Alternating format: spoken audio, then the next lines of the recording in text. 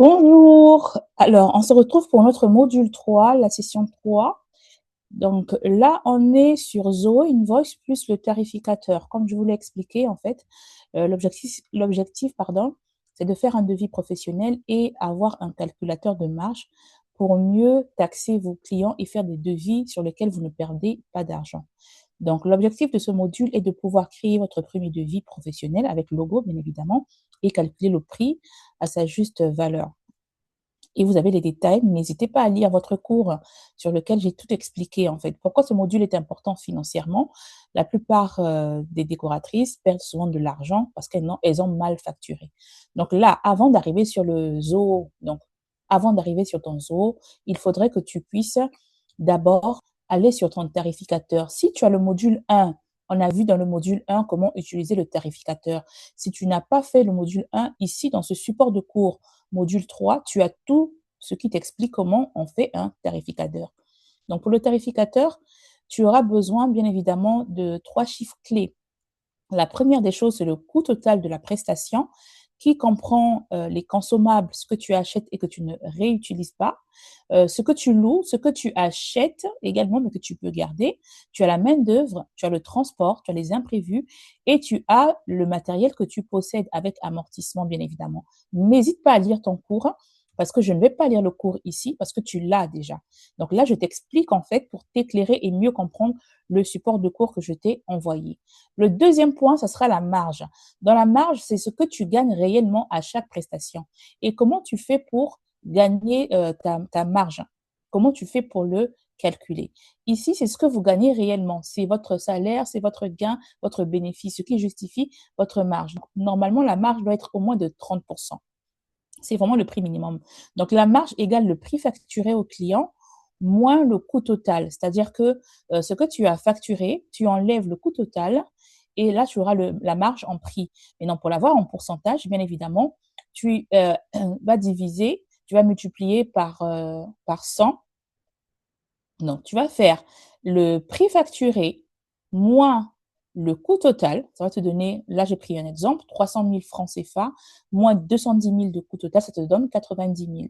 Et donc, les 90 000, tu auras 90 000 multiplié par 100. Non, je suis en train de m'embrouiller. Donc là, la marge hein, en pourcentage, c'est le prix facturé moins le coût qui te donne les 90 000 francs. Pour avoir le taux, tu vas faire 90 000 francs divisé par 300 000 multiplié par 100. Et ça te donne le pourcentage en marge. Et enfin, on a le prix minimum. C'est le prix auquel tu ne descends pas pour vendre ou sinon pour travailler. C'est le prix en dessous duquel vraiment tu ne peux pas aller plus bas. Donc, le prix minimum est égal au coût total divisé par 0,70. Donc, si tu as fait ta facture de 300 000 francs, le client, il débat le prix. Tu fais 300, le client vraiment, il débat. Il faudrait que tu saches qu'il y a un prix que tu ne peux pas dépasser, aller en dessous. Donc là, pour le calculer, j'ai pris un exemple. Dans les 300 000 francs, on sait qu'on avait 210 000 francs de coût total. Donc, tu vas faire 210 000 francs, qui est en coût total, divisé par 0,70, qui représente les 300 000 francs. Les 300 000 francs, c'est le coût auquel tu ne peux pas descendre ou aller plus bas pour vendre à ton client. Donc, je répète, ton coût minimum égale le coût total de tes dépenses divisé par 0,70. Ça, c'est le coût minimum. C'est vraiment le prix auquel tu ne peux pas descendre. Et on a le tableau de calcul, la référence par catégorie. Dans votre Notion, vous avez déjà, bien évidemment, un tarificateur que j'ai créé pour vous. Pour ceux qui n'ont pas de tarificateur, voici la règle. Donc, vous avez un tableau pour les consommables, un tableau pour les affaires à louer, que vous louez, un tableau pour la main-d'œuvre, un tableau pour le transport, un tableau pour les imprévus et divers, et bien évidemment l'amortissement. Et là, vous calculez A plus B plus C plus D plus E plus F pour avoir le coût total. C'est tout ce que vous dépensez pour réaliser une prestation. Et pour trouver le coût minimum, ça sera le coût total divisé par 0,70 qui représente le coût minimum auquel vous ne pouvez pas descendre en dessous, sinon vous travaillez à perte. Et là, je vous ai fait un tableau également rempli pour un exemple d'un mariage de 100 personnes à Abidjan. Tu dois acheter des fleurs, tu dois acheter des consommables divers, tu dois louer l'arche et les nappes, tu dois louer l'éclairage, donc ainsi de suite. Le coût total ici, on a 338 750, d'accord? Donc, je vais faire 338 750 divisé par 0,70 et ça me donne 484. Les 484, c'est le prix auquel je ne peux pas descendre. C'est-à-dire, même si mon client me dit que vraiment, il faut baisser le prix, ça, c'est le dernier prix auquel je ne dois pas descendre. Là, je ne descends pas vraiment, c'est le prix minimum. Ça couvre une partie de tes imprévus également. Le prix conseillé, toi, tu veux, par exemple, faire un bénéfice de 35%. Donc là, tu vas diviser le prix conseillé. Vous l'avez dans votre tableur. J'ai déjà fait les calculs pour vous. Vous n'aurez plus besoin qu'à renseigner et ça va vous donner le prix exact. J'ai déjà mis les formules. Donc, le prix facturé, vous avez décidé de taxer votre client. Vu que vos dépenses font 338, vous dites non, moi je veux le mettre ça à 550 000. Vous le mettez à 550 000. Donc, s'il débat, vous pouvez descendre à 521 000. Vous pouvez encore descendre même à 500 000. Mais en tout cas, il ne faut pas descendre en dessous de 484 000. Et la marge, c'est 38,4% si vous arrivez réellement à vendre à 550 000 francs CFA. Et il y a des exemples pour le tarificateur dans votre tableau Notion. Donc là, sans plus tarder, je vais aller sur le tableau qu'on a créé, Notion. Là, je suis sur mon Notion. Tu viens ici, donc les dépenses par service. Je clique sur dépenses par service. Je sais que je dois décorer un dîner de mariage de 100 personnes. Pour la décoration, je vais décorer les tables invitées, par exemple. Il me faut 10 tables invitées. Donc, pour les 10 tables invitées, moi, je viens calculer le prix d'une table. Et après, je vais faire x10. Donc, pour décorer une table d'invités, qu'est-ce que je vais mettre? Là, je vais cliquer ici, nouvelle page. Je vais appeler ce service-là, table 10 personnes. D'accord? Ensuite, je vais ouvrir. Alors, est-ce que je vais mettre du matériel que je possède? Si j'ai une table dans mon inventaire, je clique sur table. Le prix unitaire de la table, à combien je vais taxer mon client? Je vais dire 1500, en sachant que le coût amorti de ma table est de 400. Donc, dans les 1500 que je vais faire louer à mon client, il faudrait que j'enlève 400, que je les mette de côté dans un compte, dans une caisse. Je ne touche pas à ça. Ce coût d'amortissement, c'est pour me permettre de racheter la table lorsqu'elle ne sera plus en bon état, pour ne pas que je puisse manquer de stock, manquer de matériel par la suite. Donc, quand je vends à 1500 à mon client, il faut savoir que moi, je vais mettre 1100 dans ma caisse pour faire tourner mon entreprise, mais 400 francs CFA, je dois le mettre de côté pour me racheter la table lorsqu'elle sera usée.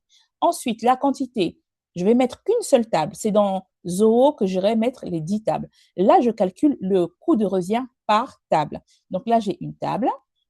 Le service lié, je ne mets rien.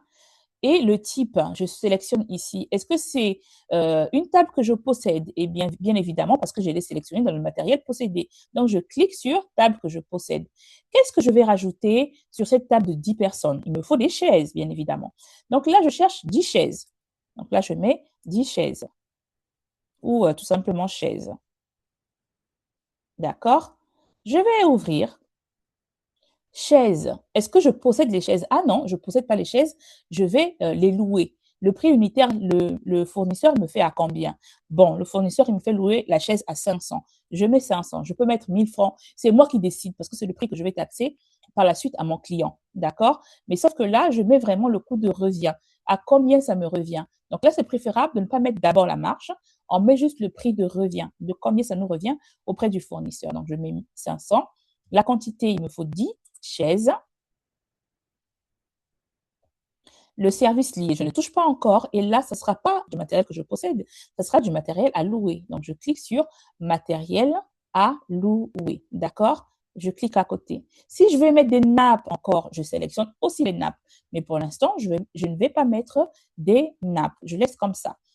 Et une fois que j'ai fini de renseigner tous les services, tout le matériel que je vais utiliser pour cette table, je reviens en arrière, donc en cliquant à côté, je reviens sur mon tarificateur, ici en bas, je mets clic nouvelle page, Là, on a appelé table invitée.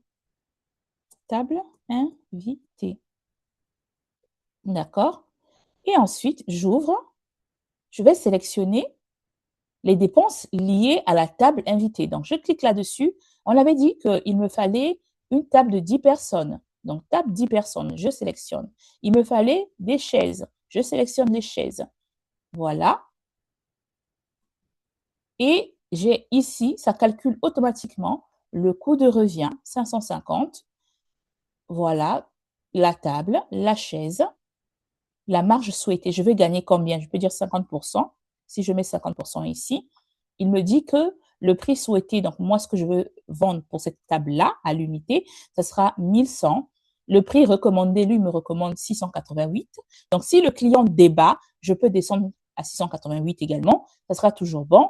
Et si le client débat encore, il faudrait savoir que je ne peux pas descendre en dessous de 605 000. D'accord? 605 000, c'est vraiment le prix le plus bas sur lequel 605, c'est vraiment le prix le plus bas sur lequel je ne peux pas descendre pour vendre à mon client, sinon je vais travailler à perte.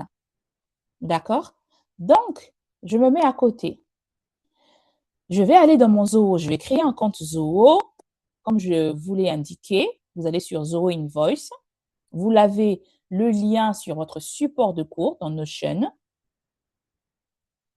Si je viens dans mon support de cours Notion, j'ai ici Zoho Invoice. Je clique sur Zoho. Voilà.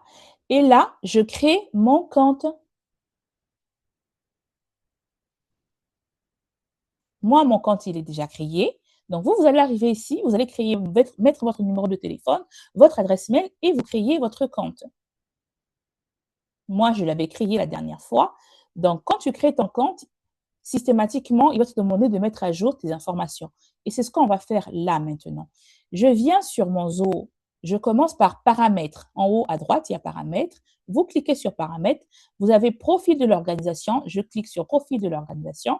En haut, ici à gauche, vous mettez votre logo. Vous cliquez dessus. Je vais supprimer celui-ci. Vous cliquez dessus. Si je supprime, alors je ne vais pas supprimer parce que je ne sais pas où est-ce que je vais le retrouver. Vous cliquez ici. Pour rajouter votre logo, vous chargez l'image, vous sélectionnez votre logo, vous le mettez là, le nom de votre entreprise, le type d'activité professionnelle. Moi, je suis partie sur travail indépendant, activité art et design. Le lieu, vous mettez le lieu de votre pays dans lequel vous avez votre activité.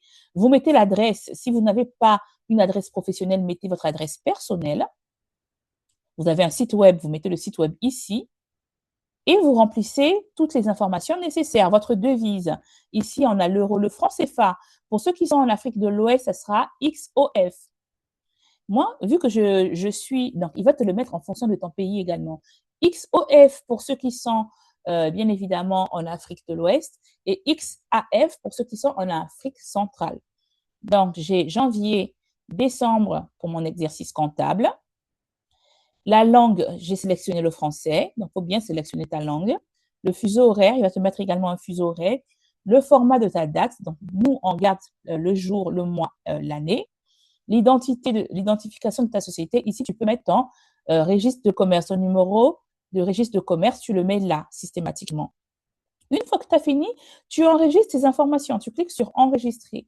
Là, on a vu tout ce qui est personnalisation pour les infos. Voilà.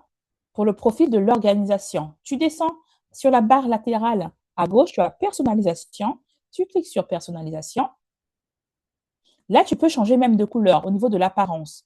Là, moi, j'ai pris cette apparence-là. Là, c'est vraiment juste le design, l'interface. Hein. Tu peux prendre celui-ci. Donc, c'est toi qui vois comment tu veux avoir ton Zoho. N'hésite pas à aller découvrir, à essayer. Tu n'as rien à perdre. Tu as les statistiques d'utilisation. Est-ce que tu veux voir tes statistiques d'utilisation? Moi, je n'en ai pas besoin, donc je ne touche pas. Utilisateur, tu cliques sur utilisateur. Est-ce que tu veux inviter les membres de ton équipe à travailler avec toi sur Zoho? Si oui, tu cliques en haut à droite, inviter un utilisateur. Tu mets son nom, son adresse mail, sa fonction. La fonction, est-ce qu'il sera administrateur comme toi? Est-ce que c'est un employé? Est-ce que c'est un personnel qui va se charger des feuilles de calcul, donc tout ce qui est comptabilité? Est-ce que c'est un personnel qui va se charger des clients que tu lui attribues uniquement. Donc, tu sélectionnes là. Une fois que c'est fait, tu lui envoies l'invitation. Il va recevoir une invitation par mail. Il n'aura plus qu'à accepter. Et là, en bas, on t'a défini les rôles de chacun. Quand tu mets admin, c'est que la personne aura accès sans restriction à tous les modules, donc à tout ce qu'il peut toucher. Le staff, il aura accès à tous les modules sans exception également. Le staff assigné, là également, on t'a détaillé pour chacun. Donc, tu peux commencer par lire la fonctionnalité de chacun ici avant de pouvoir les sélectionner. On arrive maintenant au niveau des taxes. Est-ce que toi, l'État, vu que tu es enregistré, est-ce que tu payes les taxes? Si tu payes les taxes, il faudrait que tu puisses mettre à jour tes taxes ici. Tu as les taxes d'enregistrement. Ici, ça se fait automatiquement, hein, si je suis assujetti aux taxes. Si tu ne vois pas tes taxes ici, tu peux faire nouvelle taxe.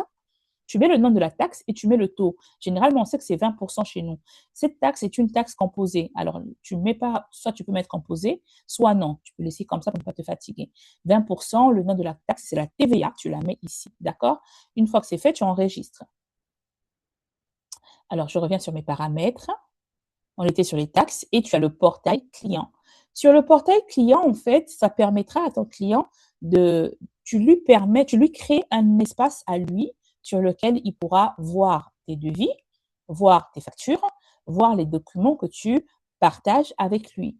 Et tu peux configurer. Donc, le nom du portail, ce sera le nom de ta société. L'URL, il va créer cette URL-là systématiquement. Et ensuite, avez-vous essayé la fonctionnalité portable? Donc là, tu peux l'essayer également. Si tu cliques dessus, voici à quoi ça va ressembler. On t'explique un peu. C'est vrai que c'est en anglais, mais bon, on t'explique un peu comment ça se passe. Si tu comprends l'anglais, n'hésite pas à aller voir exactement comment ça se passe au niveau du portail client. Mais tu vas pouvoir l'expérimenter aussi par la suite. D'accord? Et là, tu as le message de la bannière. Quelle est l'information que tu veux mettre sur ta bannière au niveau de l'espace client, du portail client? Là, on a un exemple. Il y a bienvenue. Si tu veux mettre un message assez personnel, tu peux te faire accompagner par l'IA pour qu'il puisse te faire un beau message pour que ton client se sente bien, se sente rassuré et sente ton professionnalisme. D'accord? Alors, là, n'active pas l'authentification multifacteur parce que ça va embêter ton client. À chaque fois, il faudrait qu'il puisse mettre 3, 10 mots de passe pour pouvoir se connecter. Tu laisses comme ceci. Empêcher les paiements doubles. Effectivement, sur l'espace client, comme tu le vois, le client pourra te payer en ligne. Autoriser les clients à s'inscrire au portail client. Il peut s'inscrire, vos clients et leurs contacts peuvent s'inscrire sur le portail client par eux-mêmes en utilisant les liens d'inscription qui seront affichés au moment du paiement des factures via le lien de paiement. Ça, tu peux laisser également m'avertir de l'activité du portail client. Donc, lorsque le client va sur son portail, que tu sois notifié par mail ou bien évidemment via l'application. Donc, ça, tu peux garder aussi. Envoyer une notification par email au client lorsque tu commandes ou lorsque il y a des transactions. Tu gardes également. Autoriser le client à télécharger des documents et à modifier des informations dans le portail client. Oui, tu peux le faire aussi s'il y a eu des doublons ou s'il y a eu une information qu'il veut transmettre par rapport à un devis, il peut le faire aussi là. Permettre au client de transmettre des documents depuis le portail. S'il a des documents qu'il veut te partager, il peut le faire également depuis le portail. Activer les avis clients pour son service, ça sera que pour toi et autoriser également les clients à afficher les projets et les feuilles horaires. Donc là, tu peux garder également coché, tu ne touches pas. Et une fois que tu as fini, tu enregistres. Alors, en dessous, on a les préférences générales. Les préférences générales, ici, c'est notre devis. Sélectionnez les modules que vous voulez activer. Nous, on va utiliser les devis. Si tu veux avoir un suivi des heures, parce que ici, quand tu es Wedding Planner, tu factures par horaire. Si tu n'as pas besoin de facturer par horaire, tu ne cliques pas sur suivi des heures. Facture périodique, c'est ce qui est dans les abonnements. Facture d'avoir, on aura besoin d'établir des factures. Donc, tu cliques sur facture d'avoir, lien de paiement. Tu auras besoin des liens de paiement. Tu cliques sur lien de paiement si tu vas par la suite configurer PayPal pour que le client puisse te payer en ligne. Définissez le premier jour de votre semaine de travail. Ça sera lundi pour nous. Les pièces jointes. Voulez-vous joindre des fichiers PDF avec le lien lorsque vous envoyez la facture et le devis par mail? Oui, si j'ai besoin d'envoyer en plus de ma facture une photo, un PDF, un document que j'ai travaillé, je peux joindre là également. Joindre le PDF de reçu de paiement à la notification, tu peux également sélectionner. J'aimerais chiffrer les fichiers PDF que j'envoie. Là, vous êtes assuré ainsi que les fichiers PDF ne peuvent pas être modifiés ou convertis dans un format fichier. Donc là, tu ne cliques pas. N'hésite vraiment pas à aller découvrir l'interface. Il y a beaucoup d'informations qui te seront utiles. Accordez-vous des remises. Si tu accordes des remises à des clients, tu cliques sur au niveau de la transaction, au niveau d'une ligne d'article. Alors, si tu veux accorder des remises par article, tu peux accorder en cliquant ici, réduction de taxes non comprises, bien évidemment. Et si tu veux accorder une remise sur la totalité du devis, ben, tu cliques ici, au niveau de la transaction. D'accord? Sélectionnez les frais supplémentaires que vous souhaitez ajouter. S'il y a des ajustements, donc on peut mettre ajustement si vous voulez rajouter des frais supplémentaires. Vendez-vous vos articles à des tarifs taxes incluses. Si tu as des taxes, tu mets taxes incluses. Si c'est hors taxe, tu mets hors taxe, d'accord? Taxe incluse ou hors taxe. Tu peux sélectionner les deux et au fur et à mesure, tu vas pouvoir rajouter. Ça, c'est vraiment si tu fais les taxes. Si tu n'as pas de taxe, reste en taxe hors taxe, d'accord? Et là, on a arrondi dans les transactions de vente. Est-ce que tu veux arrondir les chiffres ou est-ce que tu veux laisser avec des centimes? Bon, généralement, on l'a fait qu'on n'a pas de centimes, mais c'est mieux d'arrondir, bien évidemment. Je souhaite ajouter un champ pour un vendeur. Ça, c'est si tu as des vendeurs avec toi, tu rajoutes des champs par vendeur, pas besoin. Et ici, tu as les dépenses facturables. Pas besoin de cliquer sur les dépenses facturables parce qu'on n'a pas les dépenses facturables, d'accord? Envoyer le rapport de synthèse hebdomadaire. Si tu veux avoir un rapport de tout ce qui est fait, au niveau de l'administrateur, tu peux avoir également en cliquant là-dessus. Donc, c'est vraiment ton organisation, hein, de comment tu veux t'organiser pour gérer ton entreprise. Rétention de paiement, activez cette option pour permettre à vos clients de conserver une partie du montant total de leur facture. Comment fonctionne-t-il? Si tu cliques là-dessus, tu as toutes les explications. Le paiement de rétention permet à vos clients de conserver un pourcentage du montant total de la facture et de le payer ultérieurement à une date spécifiée. Mais pour moi, désactive. Non, là, tu désactives pas du tout. Parce que le client, lorsqu'il te donne une avance, par la suite, il peut te payer le reste plus tard. Donc là, tu laisses comme ceci, tu n'appuies pas dessus. Et tu enregistres. Ensuite, en dessous, tu as articles. Tes articles. Définir un taux décimal pour la quantité de vos articles. On n'a pas de décimal chez nous. Donc, je garde 0 parce que le décimal, c'est après la virgule. Le nom de l'article dupliqué. Autoriser les noms d'articles dupliqués.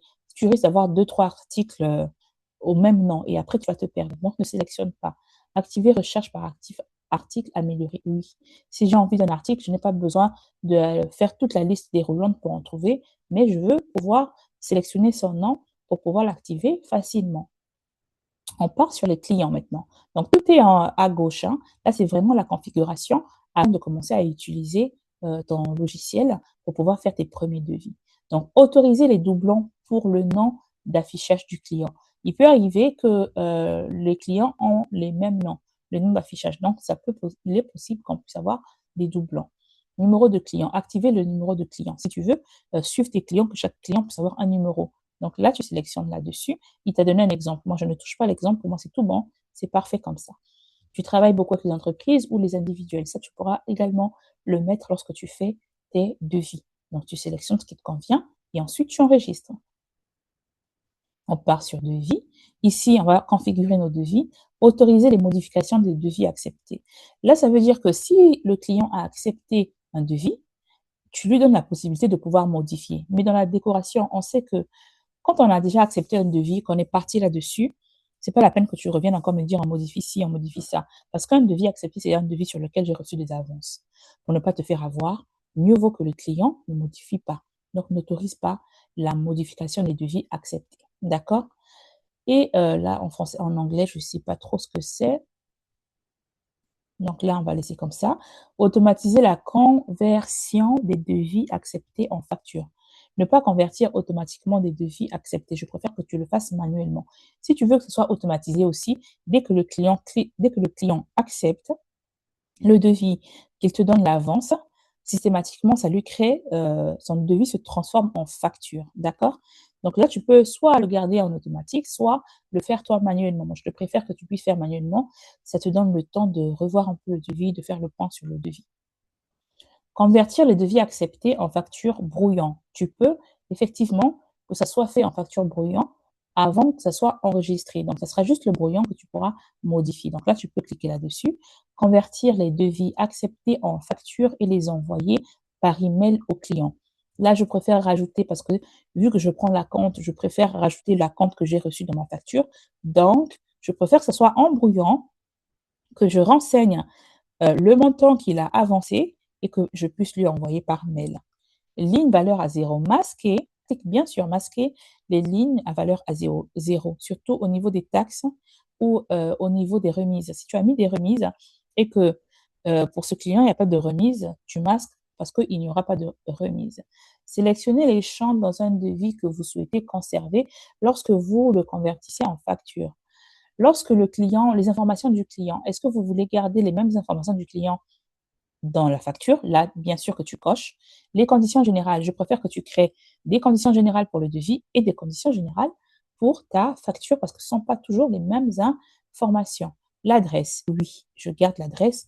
Donc, ma facture va transporter les informations de mon client qui sont sur le devis et l'adresse de mon client ou mon adresse également sur le devis pour que ça soit la même chose. Les conditions générales.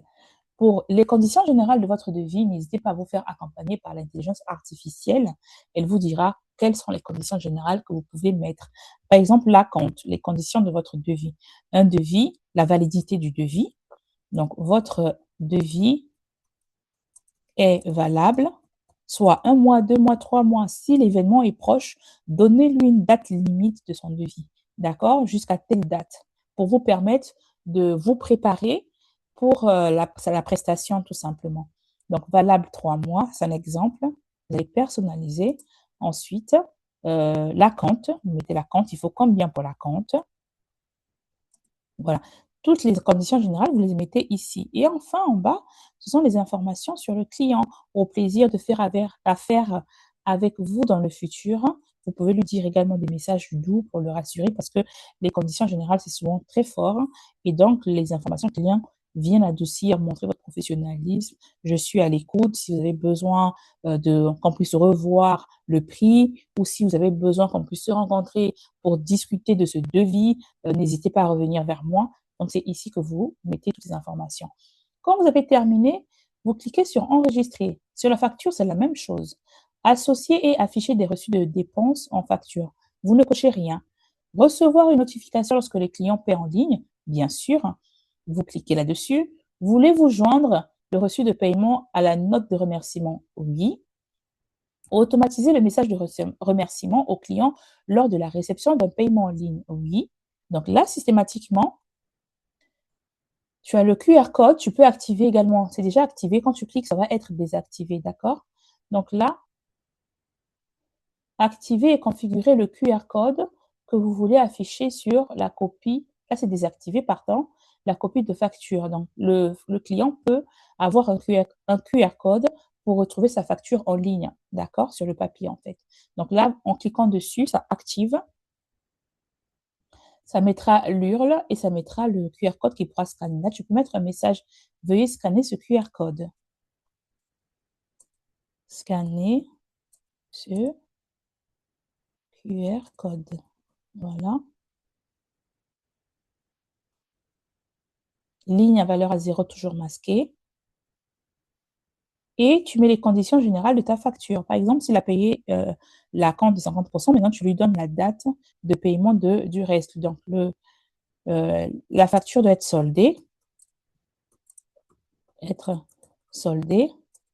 7 jours avant l'événement. Ça, c'est toi qui décides. Hein. Si c'est 7 jours avant que tu prends, si c'est la veille, si c'est après, ça c'est toi. 7 jours avant l'événement. C'est toi qui vois. Information du client. Merci de votre confiance. Ça, c'est un exemple. Donc, n'hésite pas à utiliser l'IA pour personnaliser tes messages. Ensuite, paiement reçu. Ici, il n'y a rien à faire. C'est déjà, c'est comme ça que ça va apparaître. Note de livraison, nous, on n'a pas de note de livraison, on ne livre rien. Donc, on ne touche pas. Bordereau d'expédition, on ne touche pas, ça ne nous concerne pas. Les dépenses, le carburant, les kilométrages, ça aussi, on ne touche pas. Projet, là aussi, on ne touche pas. Feuille de temps, on ne touche pas parce qu'on ne calcule pas la feuille de temps. Paiement en ligne, là, on vient voir. C'est ici que tu vas configurer le paiement en ligne. On a dit que pour le paiement en ligne, pour ceux qui sont en Afrique, c'est bien de configurer PayPal. Ce que tu vas faire, c'est de commencer à créer ton compte PayPal. Tu cliques là-dessus, configurer maintenant. Je pense que je l'avais configuré, je ne sais pas. Non. Tu vois, j'accepte. Tu vas créer ton compte PayPal. Si tu n'as pas un compte PayPal, tu tapes paypal.com, tu crées ton compte. Une fois que tu auras créé ton compte PayPal, bien évidemment, il faudra que tu puisses, sur ton compte PayPal, mettre ta carte bancaire pour pouvoir récupérer tes sous. Alors, une fois que tu auras créé ton compte PayPal, tu vas maintenant t'identifier ici. Et une fois que tu seras identifié, tu mets ton adresse mail, tu mets le pays, tu connectes ton PayPal ici pour permettre à tes clients de pouvoir te payer en ligne, surtout les clients de la diaspora ou ceux qui peuvent te payer en ligne directement grâce à PayPal, ils pourront te payer en ligne. Ensuite, on est à rappel. Ici, ce sont les rappels. Pour modifier la relance de facture en retard, tu cliques ici, tu demandes à l'IA de t'aider à écrire un mail pour relancer le client. C'est un client, une relance de facture en retard. Tu cliques là-dessus, tu parles à l'IA et tu viens coller ton message ici. D'accord? Ou sinon, tu peux laisser comme ça aussi, hein. C'est toi qui vois. Il a déjà préparé un exemple. Pareil pour le rappel de facture envoyée. Vous pouvez envoyer ce rappel manuellement à vos clients à partir d'une page de détail envoyée. Donc, si tu as une facture qui est en retard également, tu relances ton client ici.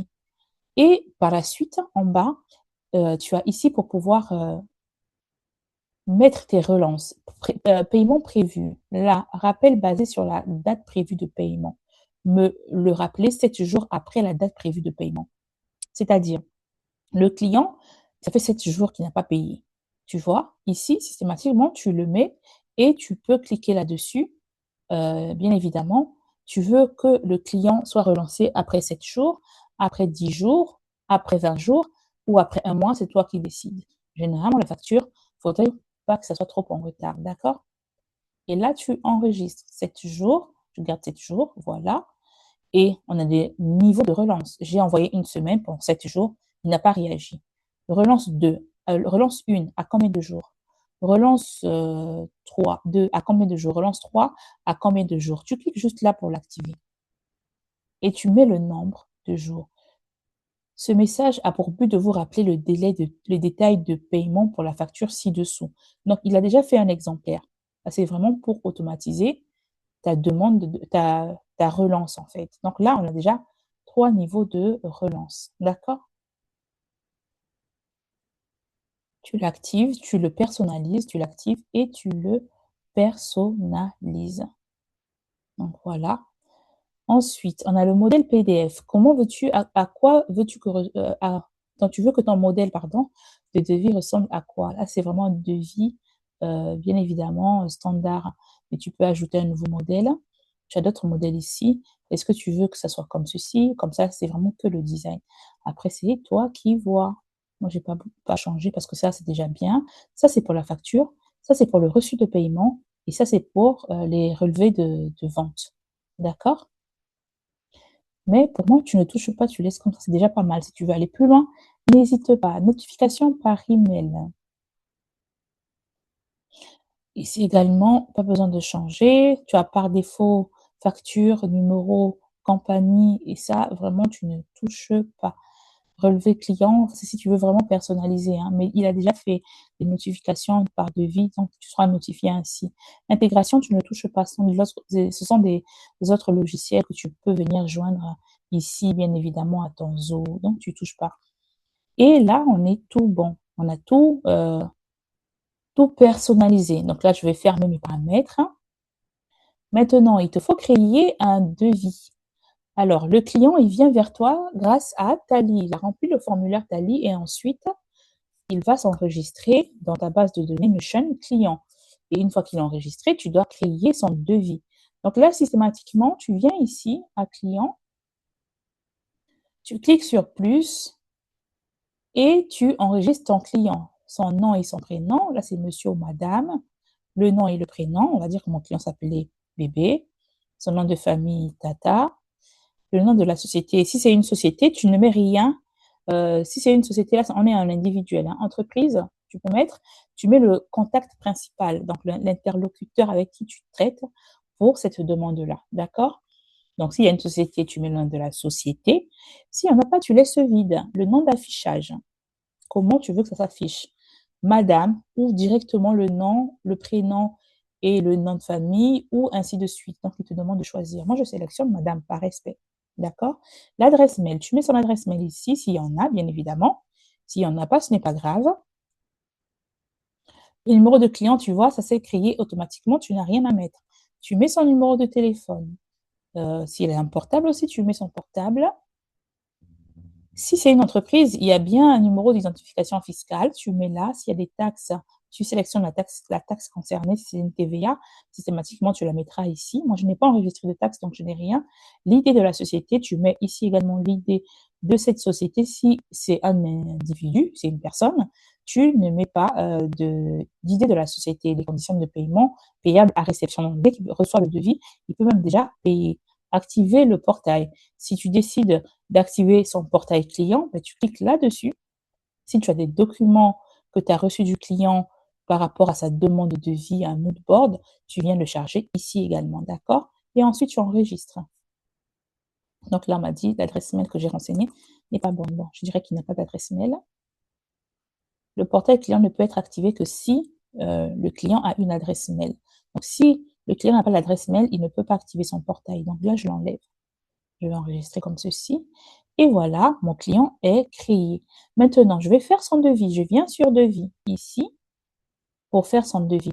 Mais avant de faire son devis, comme je l'ai dit, la première des choses que vous devriez faire, c'est de prendre le temps de renseigner vos articles. C'est-à-dire que vous allez calculer, comme on l'a fait tout à l'heure sur le tarificateur, comment calculer le prix d'une prestation, le prix d'un service. Tu passes par le calculateur et tu viens le renseigner ici dans article. Donc, avant de faire mon devis, il faut d'abord que je puisse avoir une base de données article. Si je n'ai rien enregistré, ça ne sera pas évident pour moi de faire le devis. Je vais devoir créer. Donc, si tu l'as fait en amont, c'est très bien. Si tu ne l'as pas fait en amont, tu cliques sur devis, le plus. Tu sélectionnes ton client. On a dit que c'était un bébé, c'est ça, hein? Tata, je crois. Alors, je vais revoir si mon client a bien été enregistré. Madame, bébé Tata, d'accord? Donc, je viens devis, je clique. Je vais prendre Madame bébé Tata.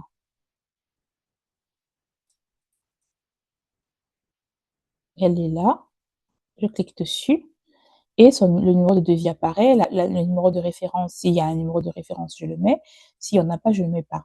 La date du devis, ce sera aujourd'hui, bien évidemment, et tu mets la date d'expiration. Si tu as mis 3 mois dans tes conditions générales, donc tu peux là compter les 3 mois. Sinon, si il te reste moins de 3 mois pour organiser l'événement, le client est venu te voir à moins de 3 mois de son événement, tu sélectionnes ici la date d'expiration de son devis. D'accord? Je prends une date comme ceci.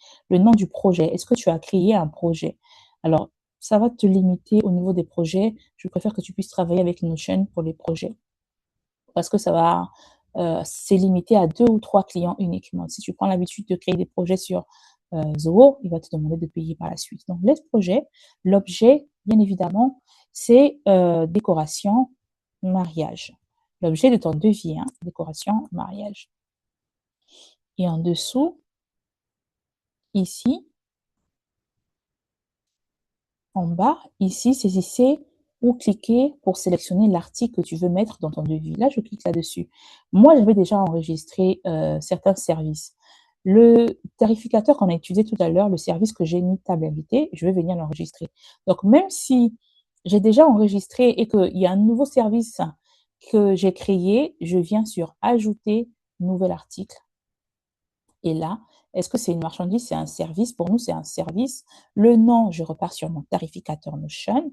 Tout à l'heure, on a calculé, on a dit que c'était table invitée. Donc, je prends table invitée. Le prix que je vais mettre sur la table invitée, je regarde bien.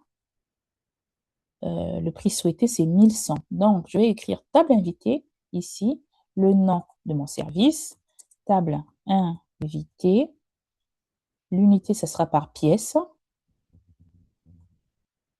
Le prix, on a dit 1100. Donc, le prix, je le prends sur le tarificateur. Et la description également, je mentionne ce qui sera mis sur cette table-là. Il faut que ça soit visible. Ce que le client va retrouver le jour J sur cette table-là. Donc, on avait dit qu'on avait les tables. Table plus chaise. N'hésite pas à utiliser l'intelligence artificielle pour t'aider à mettre un message beaucoup plus professionnel. Est-ce qu'il y a des taxes? S'il y a des taxes, tu mets. S'il n'y a pas de taxes, moi, je n'ai pas enregistré de taxes, donc il n'y aura pas de taxes. Et là, j'enregistre. D'accord? Et voilà.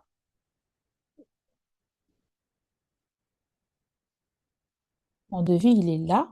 Donc, tu vois, table plus chaise apparaît. La quantité, on a dit que c'était pour 100 personnes. Ça ne sera pas une seule table, ça sera 100 tables. Donc, je mets 100 tables. Et systématiquement, ça m'a calculé. Là, j'ai le prix de mon devis. Donc, j'ai 110 000 francs au total. Maintenant, voilà.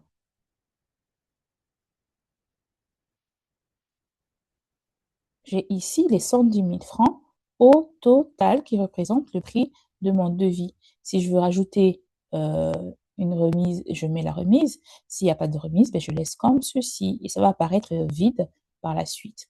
Donc ici, tu as les informations du client qu'on a remplies lorsqu'on a paramétré notre Zoho et les conditions générales également. Si tu veux joindre au mood board, tu peux le mettre ici également. Et voilà, tu as ton devis qui est prêt. Si tu veux rajouter d'autres articles, c'est pareil. Hein.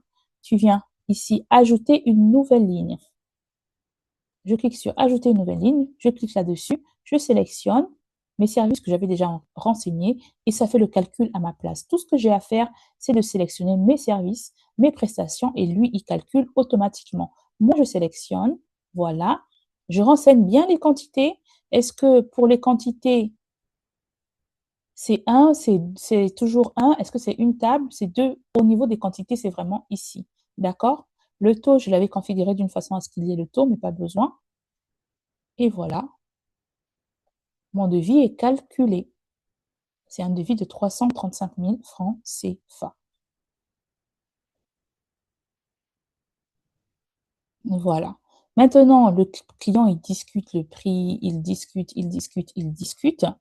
Ce que je vais faire, c'est de calculer mon coût minimum. Alors, pour le coût minimum, comme on l'a dit, le coût minimum, il faudrait vraiment que vous puissiez faire le coût total des dépenses. Donc, par rapport au service que vous avez notifié, vous allez regarder sur votre tarificateur, Notion, ici.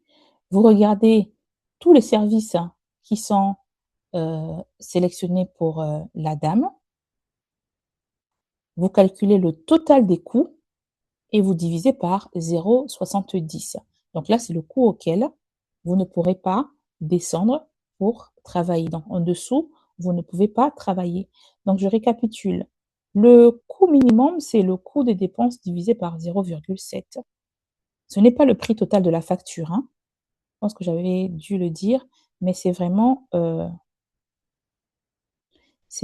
coût total des dépenses. Parce que si vous divisez celui-ci par 0,70, ça va encore aller bien au-delà. Donc, c'est le coût total des dépenses par rapport à cette facture. Donc, si je regarde cette facture-là, comme on a dit, avant de mettre ici la désignation, le prix, j'ai calculé sur mon tarificateur. Donc, sur mon tarificateur, j'ai déjà le calcul de tous les prix minimums, de tous les prix conseillés par rapport à ces prestations. D'accord? Donc, je n'aurai plus qu'à soit à additionner le coût total, soit, donc je viens sur Notion ici, s'il y a ça comme service, il y a aussi ça, je regarde le prix minimum ici, je peux additionner les services qui sont concernés. D'accord? Si il y a ça et ça, par exemple, je fais le calcul avec une calculatrice. Hein. Ça plus ça, c'est vraiment le prix auquel je ne peux pas descendre.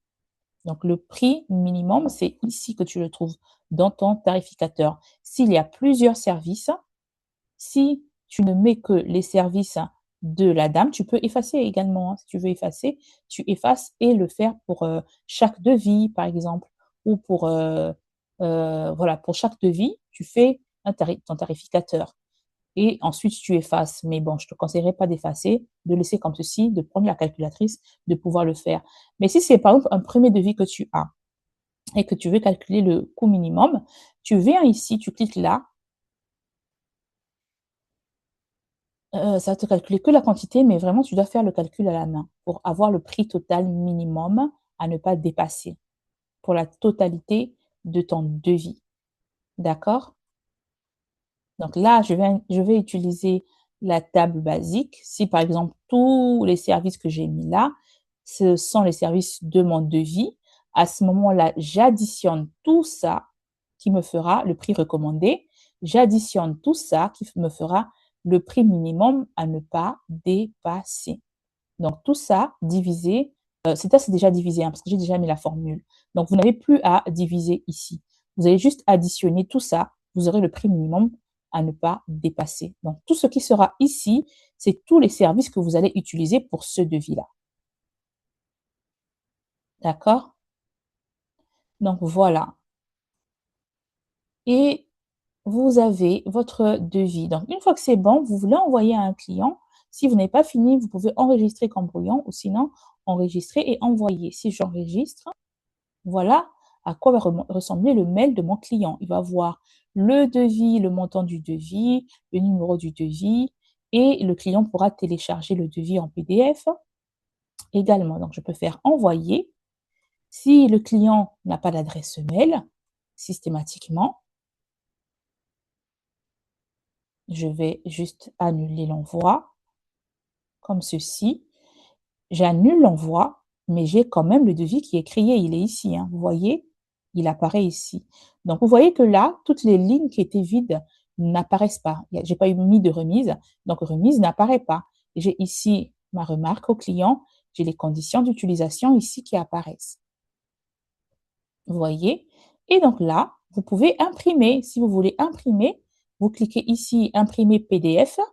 Le PDF, vous pourrez l'envoyer par la suite par WhatsApp ou voilà, par tous les moyens que vous pouvez pour envoyer à votre client. Ou sinon, vous pouvez l'imprimer également ici. D'accord? Maintenant, le client a payé bien évidemment l'avance. Je convertis en facture. Je clique là, convertir en facture. Systématiquement, mon devis devient une facture. Voilà. Donc, je vais enregistrer et envoyer. J'enregistre et envoyer. Mon client n'a pas d'adresse email. Je fais annuler. Ma facture est quand même créée. Et là, je peux soit là, ici, à gauche, enregistrer en PDF pour lui envoyer par la suite, imprimer. Voilà. Et maintenant, j'enregistre le paiement. Je clique sur enregistrer un paiement. La facture a fait 335 000 francs. Je vais les frais bancaires, le cas échéant. Il faut que je mette les frais bancaires ici. S'il a payé par frais bancaires, bien évidemment. S'il a payé en espèces, pas besoin. Il n'y a pas de taxe déduite parce qu'il n'y a pas de taxe pour moi. La date du paiement, le paiement reçu la date c'est aujourd'hui. Est-ce que tu l'as reçu aujourd'hui également ou c'était avant? C'est toi qui décides, tu le mets là. Est-ce que tu as une remarque à faire par rapport à ce paiement? S'il reste une partie ou si c'est quelqu'un d'autre qui doit payer, tu mets ici. Comment tu as reçu le paiement? Est-ce que c'était par chèque? Au comptant? Est-ce que c'est un paiement en ligne? Est-ce que c'était une remise en banque? Est-ce que c'était un transfert bancaire? D'accord? Là, tu sélectionnes ici.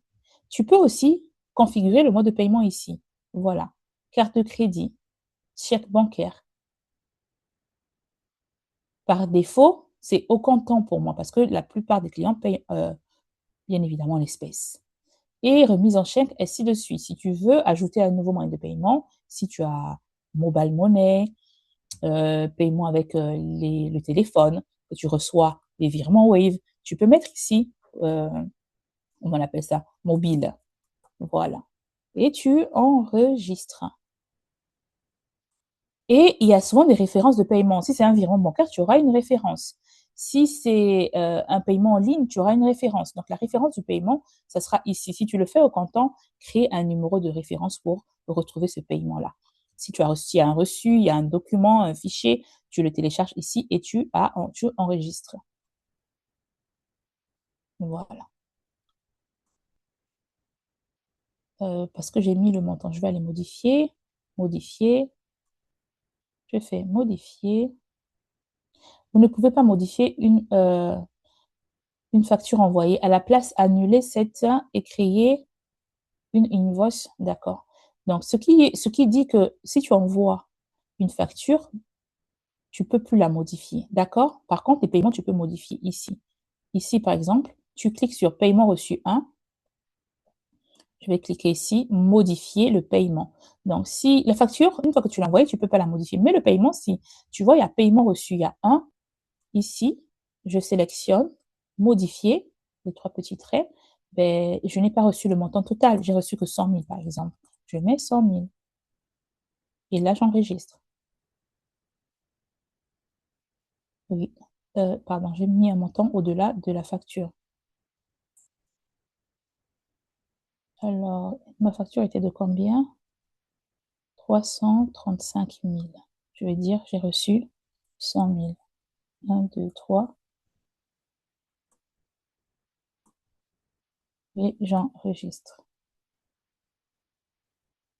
Alors, le montant total réglé par le client. Donc, qu'est-ce qu'il me dit? Le montant saisi pour là où la facture individuelle dépasse le montant total réglé par le client. Veuillez vérifier et réessayer. C'est normal parce que c'est une acompte. Donc, l'acompte, ce n'est pas ici que tu la mets. Si tu as reçu que l'acompte, ce n'est pas à ce niveau-là. Il faudra que tu enregistres un paiement. Donc, je vais fermer ça. Je ne pourrai pas enregistrer. Je reviens sur ma facture. Elle est là. Alors, malheureusement, je ne pourrais pas la modifier si j'ai enregistré la totalité du paiement. Et je ne pourrais pas la modifier. Donc, ce qui veut dire qu'il faut faire attention à ce qu'on fait. J'ai pas eu le temps de modifier à temps. Je vais essayer de voir. Il faut que j'annule. La raison d'annulation du paiement, le montant était erroné.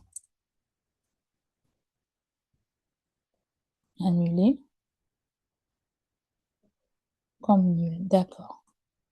Donc là, il l'efface. Il a mis nul. Je vais supprimer ça. De supprimer ce paiement, oui, parce qu'il n'était pas correct. D'accord, j'ai supprimé ce paiement. Je vais aller dans mes factures. Je reprends ma facture. Elle est là. On est à facture a été envoyée, enregistrée sans paiement dès que vous recevez le paiement. Allez. Je viens sur enregistrer un paiement.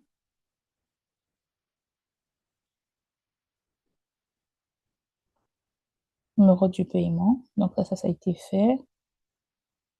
Je vais mettre paiement reçu. Ici, 100 000. Je vais mettre la date.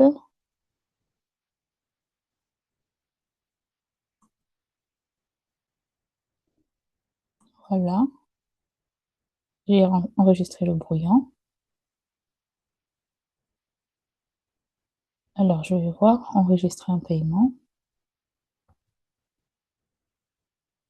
Là, par contre, on ne peut pas enregistrer comme payé parce qu'il a, voilà, le client a été enregistré. Donc, voilà, ça a déduit le paiement. Je vais recommencer cette partie, hein. Je suis allée un peu vite. Là, j'ai enregistré un paiement à 100 000 francs. Je vais aller enregistrer un nouveau paiement. Donc, pour les paiements, je ferme. Je viens sur la facture, payer partiellement parce que j'ai enregistré un paiement tout à l'heure. Voilà. Normalement, je dois avoir encore enregistré un paiement. Je viens sur paiement. Ça, c'était un brouillon. Je vais supprimer ça parce que c'est un brouillon.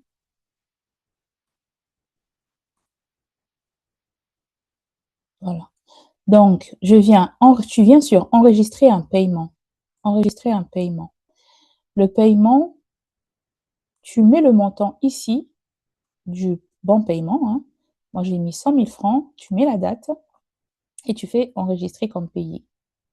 Et voilà. Et là, ça déduit systématiquement les paiements de ton client. Et tu as paiement reçu ici. Tu vois que pour la même facture, j'ai reçu 235 000 francs en totalité. J'ai reçu 100 000 francs par rapport à ce que le client a payé en fonction de sa facture. Donc, tous les paiements qu'il aura fait, il y aura, s'il y a des avances, ça va s'afficher ici également. Voilà. Et on a notre facture qui est prête et à envoyer à ton client. Donc, voilà un peu Notion. Alors, il y a en bas dépenses. Si tu cliques sur dépenses, par exemple ici, tu peux lier une dépense à la facture d'un client. Donc, tu mets le nom de la dépense, la date de la dépense, pardon, le nom par catégorie. Moi, je vais rajouter, si tu ne trouves pas la catégorie ici, tu rajoutes catégorie. Moi, je mets par exemple fleurs. Si j'ai acheté des fleurs, la description, achat des fleurs pour la composition florale. J'enregistre le montant en euros de ma dépense, la taxe, il y a une taxe, le numéro de référence, la remarque, le nom du client. C'était une dépense pour quel client? Je vais prendre notre madame Bébé Tata. Voilà.